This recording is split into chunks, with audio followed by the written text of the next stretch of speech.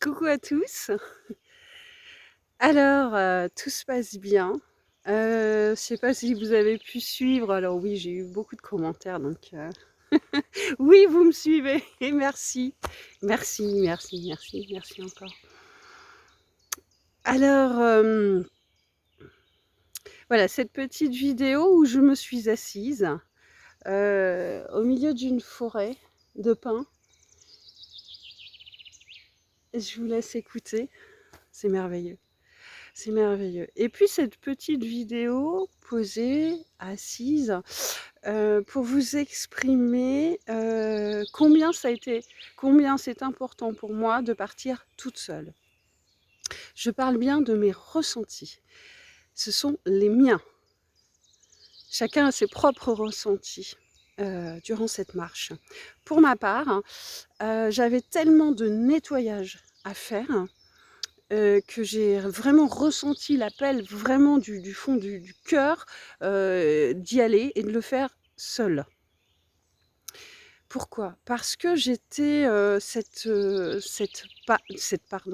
femme dépendante affective, un mot que je ne connaissais absolument pas il y a de ça peut-être 4 ans. Et puis la vie m'a amenée sur mon parcours de telle façon que j'ai dû prendre vraiment conscience de ce qui se passait en moi. Parce que quand on se retrouve seul, là, au moment où je me suis retrouvée seule dans ma vie, là, je me suis dit: «Waouh, ça va être très, très, très compliqué». Toutes mes peurs. Donc ça allait des crises d'angoisse que je pouvais avoir, la peur de tout en fait. C'était mais de tout. Il n'y avait pas une chose dont je n'avais pas peur. Eh bien, il y a un moment, il y a un moment, pour ma part, j'ai pas eu le choix que d'aller dedans. Pour aller voir et pour me dire mais il doit y avoir une issue de sortie à tout ça en fait. Et c'est ce qui s'est passé. Donc il y a 2 ans, voilà, sur ce chemin de Vézelay, ça a été, comme je vous l'exprimais dans une précédente vidéo, des peurs complètement irrationnelles. Pourquoi tu pars toute seule? Mais voilà, c'est une forêt comme celle-ci, rien que ça me faisait peur. Il faut savoir aussi que sur la voie de Vézelay, je crois que j'ai dû croiser peut-être sur 40 jours 4 pèlerins. Donc là, j'ai réellement été confrontée à toutes mes peurs. Et, et en même temps, aujourd'hui, quand je dis il faut enlever les petites boîtes, aller chercher ces petites boîtes de toutes ces peurs, c'est sortir tous ces conditionnements. Tous ceux dans lesquels on est conditionné dans des peurs qui ne sont pas nous, qui ne sont pas, voilà, qui sont complètement irrationnelles. Il faut aller les chercher. Et pour aller les chercher, eh ben, il faut rentrer dedans. Et aujourd'hui, en étant allée chercher au plus profond dedans, je me suis débarrassée en fait de toutes ces croyances, de toutes ces crises d'angoisse, de toutes ces peurs, de tout en fait.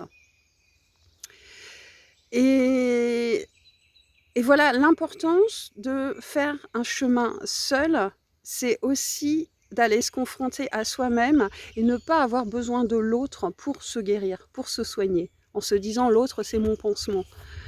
C'est trop facile. Vous pouvez compter que sur vous-même, ça je peux vous assurer que vous pouvez compter que sur vous-même. Alors c'est pas grave si on le fait pas seul, c'est pas grave, si, faut pas, enfin, il faut pas croire que, «Ouais, je le fais pas seule, je suis pas courageuse, j'en suis pas capable». Non, ça se ressent. Si vous sentez le moment où il faut partir seul, faites-le.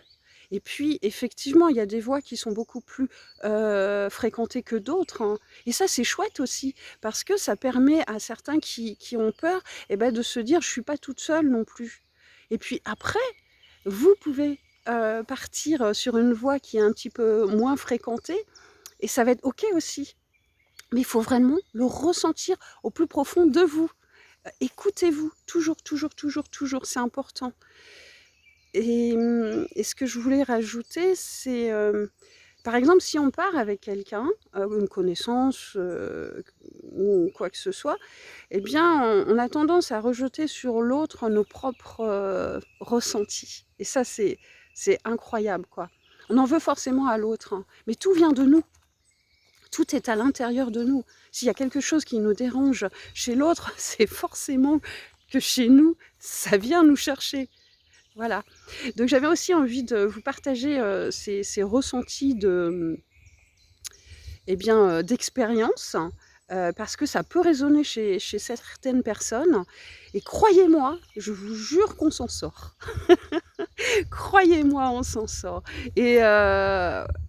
et vraiment aujourd'hui quand je fais ce chemin depuis, Cluny où je suis seule, hein, vraiment seule sur, ce chemin, c'est un cadeau que je me fais. C'est un réel cadeau. Il y a cette forêt, il y a ces paysages immenses et en fait, ça me remplit complètement, en fait. Cette générosité que nous apporte cette nature me remplit complètement.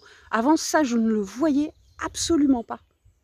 Je ne voyais pas ce qui m'entourait. J'étais vraiment complètement dans la matrice, complètement dans quelque chose de renfermé sur moi-même. Je voyais même pas ce qui se passait autour de moi, quoi. Et c'est vraiment le contact avec la nature qui me permet, et la marche, qui me permet de redécouvrir toute cette belle générosité. Et à chaque pas que je fais, j'avance, j'avance. Alors des fois, hop, j'enlève une autre couche, mais je continue à avancer. Voilà. Alors, je vous embrasse tous, très très fort comme à chaque fois. Je vous remercie vraiment pour tous les commentaires. Euh, et ces partages, je les fais vraiment de cœur à cœur et c'est avec une très très grande générosité. Voilà, je vous embrasse très très fort.